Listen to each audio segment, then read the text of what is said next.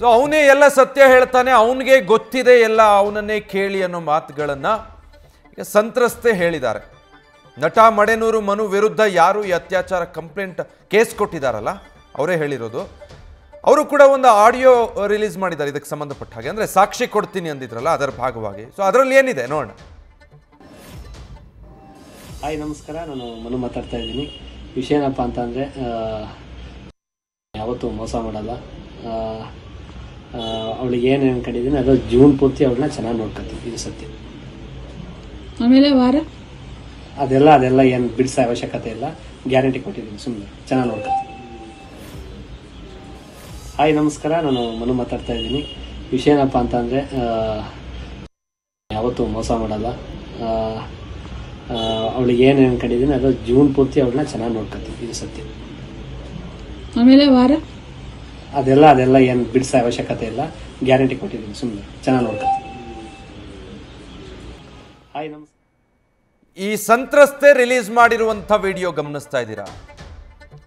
ನಟ ಮಡೆನೂರು ಮನು ಅದರಲ್ಲಿ ಮಾತಾಡಿರೋದನ್ನು ಕೇಳಿಸ್ಕೊಂಡ್ರಿ. ಅಂದರೆ ಒಂದು ಸಾಕ್ಷಿ ಥರ ವಿಡಿಯೋ ಮಾಡ್ಕೊಂಡಿದ್ದಾರೆ. ಇನ್ಮೇಲೆ ಮೋಸ ಮಾಡಲ್ಲ, ನಾನು ಚೆನ್ನಾಗಿ ನೋಡ್ಕೊಳ್ತೀನಿ, ಗ್ಯಾರಂಟಿ ಕೊಡ್ತಾ ಇದ್ದೀನಿ ನಾನು ಅಂತ ಮನು ಈ ವಿಡಿಯೋದಲ್ಲಿ ಹೇಳಿರೋದು. ಅಂದರೆ ಇದಕ್ಕೆ ಮುಂಚೆನೂ ಇವರಿಬ್ಬರ ಮಧ್ಯೆ ಇಂಥದ್ದೇನೋ ಆಗಿದೆ, ಆ ಸಂದರ್ಭದಲ್ಲಿ ಈ ವಿಡಿಯೋ ಮಾಡಿ ಇಟ್ಕೊಂಡಿರ್ಬೋದು. ಅದನ್ನು ಈಗ ಆ ಸಂತ್ರಸ್ತೆ ಆ ವಿಡಿಯೋ ಬಿಟ್ಟಿದ್ದಾರೆ.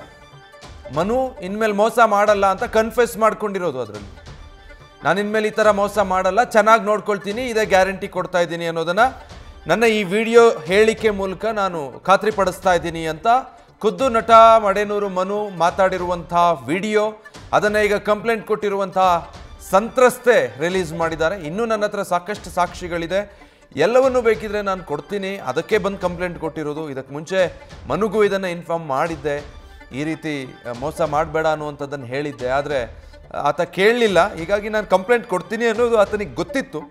ಕಂಪ್ಲೇಂಟ್ ಕೊಟ್ಟಿದ್ದೀನಿ, ಈಗ ಮಿಸ್ಸಿಂಗ್ ಅಂತೆ, ಮಿಕ್ಕಿದ್ದನ್ನು ಪೊಲೀಸರು ನೋಡ್ತಾರೆ ಅನ್ನೋದನ್ನು. ಅವರು ಹೆಚ್ಚಿಗೆ ಏನು ಮಾತಾಡಿಲ್ಲ, ಒಂದಷ್ಟು ವಿಚಾರಗಳನ್ನು ಹೇಳಿದರು, ಜೊತೆಗೆ ಸಾಕ್ಷಿ ನನ್ನ ಬಳಿ ಇದೆ ಅಂತೇನು ಹೇಳಿದರು ಅದನ್ನು ಸಮರ್ಥಿಸೋ ಹಾಗೆ ಒಂದೆರಡು ಸಾಕ್ಷಿಗಳನ್ನು ಸದ್ಯ ಸಂತ್ರಸ್ತೆ ರಿಲೀಸ್ ಮಾಡಿದ್ದಾರೆ. ಇದೇ ವಿಚಾರಕ್ಕೆ ಸಂಬಂಧಪಟ್ಟ ಹಾಗೆ ನಮ್ಮ ನ್ಯೂಸ್ ಫಸ್ಟ್ನ ಪ್ರತಿನಿಧಿ ಸಂತ್ರಸ್ತೆಯನ್ನ ಮಾತಾಡಿಸಿದ್ದಾರೆ. ಆಗ್ಲೂ ಒಂದಷ್ಟು ವಿಚಾರಗಳನ್ನು ಹಂಚಿಕೊಂಡಿದ್ದಾರೆ. ಅವ್ರು ಏನು ಹೇಳಿದ್ದಾರೆ ಆ ಆಡಿಯೋ ಮತ್ತೊಂದ್ಸಲ ಕೇಳಿಸ್ಕೊಳ್ಳೋಣ. ಆರೋಪ ಮಾಡಿರೋ ನಿಜನಾ, ಏನಾಯ್ತು ಅಂತ ಹೇಳಿ. ಹೌದು ಸರ್, ಮೊನ್ನೆ ನಾನು ಕಂಪ್ಲೇಂಟ್ ಕೊಟ್ಟಿರೋದು ಹೌದು. ಓಕೆ, ಈ ವಿಚಾರವಾಗಿ ಏನಾದ್ರು ಇವ್ರ ಜೊತೆ ಮಾತಾಡಿದ್ರಾ, ಮನು ಅವ್ರ ಜೊತೆಗೆ ಕಂಪ್ಲೇಂಟ್ ವಿಚಾರವಾಗಿ? ಕೊಡ್ತೀನಿ ಅಂತಾನು ಹೇಳಿದ್ದೆ ಸರ್, ನಾನು ಅವ್ನಿಗೆ ಕೊಡ್ತೀನಿ ಅಂತಾನು ಹೇಳಿದ್ದೆ, ಎಲ್ಲ ಪ್ರತಿಯೊಂದನ್ನು ಹೇಳೇ ಇದ್ದೀನಿ. ಬೇಕಾದ್ರೆ ಅವ್ನ ಸಿಕ್ಕಿದ್ರೆ ಕೇಳ್ಕೊಳ್ಳಿ, ಎಲ್ಲೋ ತಪ್ಪಿಸ್ಕೊಂಡು ಹೋಗಿದ್ದಾನಂತೆ ನನಗೆ ಗೊತ್ತಿಲ್ಲ, ಸಿಕ್ಕಿದ್ರೆ ಕೇಳ್ಕೊಳ್ಳಿ. ನಾನು ಪ್ರತಿಯೊಂದನ್ನು ಹೇಳಿದ್ದೆ, ಕೊಡ್ತೀನಿ ಅಂತಾನೆ ಹೇಳಿದ್ದೆ ಅವನಿಗೆ ನಾನು. ಓಕೆ, ಎಷ್ಟು ವರ್ಷದಿಂದ ತರ ಇದ್ದು ಅಂತ, ಯಾವಾಗಿಂದ ಈ ತರ ಬಳಸ್ಕೊಳ್ಳಿ? ನಾನು ಇಲ್ಲಿ ಹಾಸ್ಪಿಟಲ್ ಇದ್ದೀನಿ ಸರ್, ಮಿಕ್ಕದ್ದು ನಾನು ಯಾವುದೇ ಸಾಕ್ಷಿ ಇಲ್ದೇನೆ ನಾನು ಮಾತಾಡ್ತಿಲ್ಲ, ಸಾಕ್ಷಿ ಇರೋದನ್ನಷ್ಟೇ ಮಾತಾಡ್ತೀನಿ. ನನ್ನ ಹತ್ರ ಫುಲ್ ಸಾಕ್ಷಿಗಳಿದಾವೆ, ಆ ಸಾಕ್ಷಿಗಳೆಲ್ಲಾನು ಕಳಿಸ್ಕೊಡ್ತೀನಿ.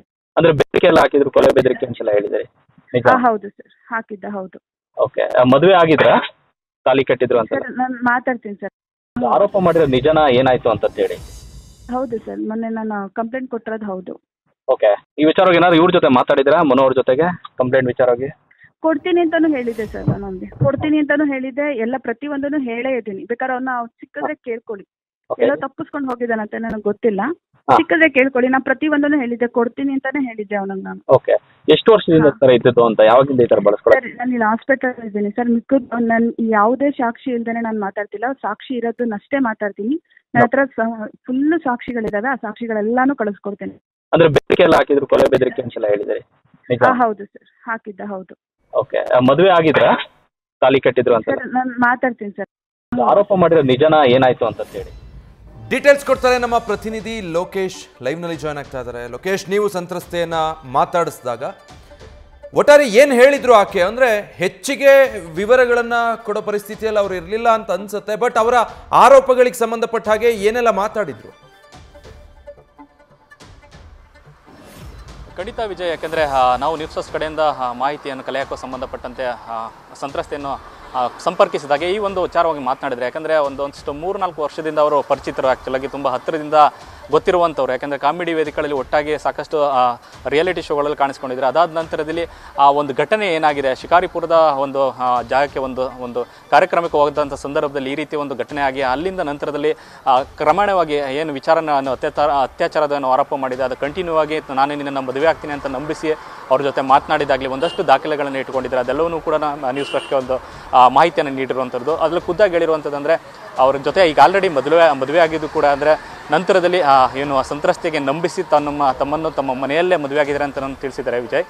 ಅದರ ಜೊತೆಗೆ ಒಂದಷ್ಟು ದಿನಗಳ ನಂತರದಲ್ಲಿ ಅವ್ರದ್ದು ಒಂದು ವ್ಯಾವಹಾರಿಕವಾಗಿ ಒಂದು ಆರ್ಥಿಕ ಒಂದು ಸಂಬಂಧ ಕೂಡ ಇತ್ತು. ಯಾಕೆಂದರೆ ಇವ್ರಿಗೆ ಸಂಬಂಧಪಟ್ಟಿದ್ದೆ ಏನು ಸಂತ್ರಸ್ತೆ ಸಾಲ ಮಾಡಿ ಒಂದಷ್ಟು ದುಡ್ಡನ್ನು ಕೊಟ್ಟಿದ್ದಾರೆ. ಅದನ್ನು ಕೂಡ ಅವರನ್ನು ಕಳಿಸಿರುವಂಥ ಸ್ಕ್ರೀನ್ಶಾಟಲ್ಲಿ ನೋಡೋದಾದರೆ ಬಡ್ಡಿಯನ್ನು ತೀರಿಸೋ ವಿಚಾರಗಳು ಸಾಕಷ್ಟು ಮಾತನಾಡಿದರೆ. ಆ ನಂತರದಲ್ಲಿ ಆ ವಿಚಾರಕ್ಕೆ ಸಣ್ಣ ಪುಟ್ಟ ಜಗಳೂ ಕೂಡ ಆಗಿದೆ.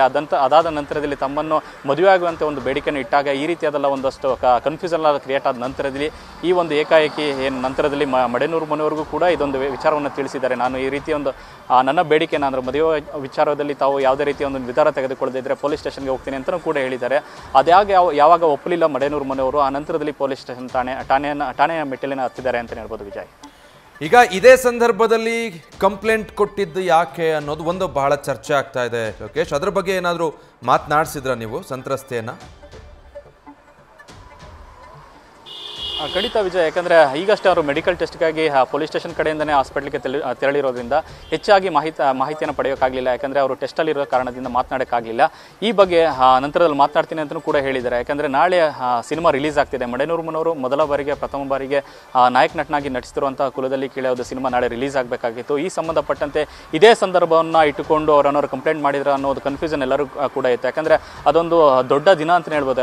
ಒಬ್ಬ ಕಲಾವಿದ ಅಂತ ಬಂದಾಗ ಸಾಕಷ್ಟು ಕನಸುಗಳನ್ನು ಕಂಡಿರ್ತಾರೆ. ತಮ್ಮ ಮೊದಲ ಸಿನಿಮಾ ನಾಯಕನಾಗಿ ನಟಿಸ್ತಿರುವಂಥ ಸಿನಿಮಾ ರಿಲೀಸ್ ಆಗುವ ಸಂದರ್ಭದಲ್ಲಿ ತುಂಬ ದೊಡ್ಡ ಮಟ್ಟದಲ್ಲಿ ವಿಜೃಂಭಣೆಯ ಸಿನಿಮಾ ರಿಲೀಸ್ ಆಗಬೇಕು ಅಥವಾ ಸಿನಿಮಾ ದೊಡ್ಡ ಸಕ್ಸಸ್ ಆಗಬೇಕು ಅನ್ನೋ ಕಂಡಿರ್ತಾರೆ. ಅಂಥ ಸಂದರ್ಭದಲ್ಲಿ ಈ ರೀತಿ ಒಂದು ಅತ್ಯಾಚಾರದ ಆರೋಪ ಬಂದಾಗ ಎಂಥರೂ ಕೂಡ ನೋವಾಗಿ ಹೋಗುತ್ತೆ. ಏಕಾಏಕಿ ಈ ಒಂದು ಸಂದರ್ಭದಲ್ಲಿ ಇವರು ಕಂಪ್ಲೇಂಟ್ ಕೊಟ್ಟಿರೋದು ಸಾಕಷ್ಟು ಕನ್ಫ್ಯೂಷನ್ಸ್ಗೂ ಕಾರಣ ಆಗುತ್ತೆ. ಎಲ್ಲೋ ಸಾಮಾನ್ಯವಾಗಿ ಸಿನಿಮಾದ ಪ್ರಚಾರ ವಿಚಾರ ಆಗಲಿ ಅಥವಾ ಇದೇ ಒಂದು ಸಂದರ್ಭವನ್ನು ಬಳಸಿಕೊಂಡು ಈ ರೀತಿ ಆರೋಪ ಮಾಡೋದಾಗಲಿ ಇದೆಲ್ಲವೂ ಕೂಡ ಬಂದೇ ಬರುತ್ತೆ.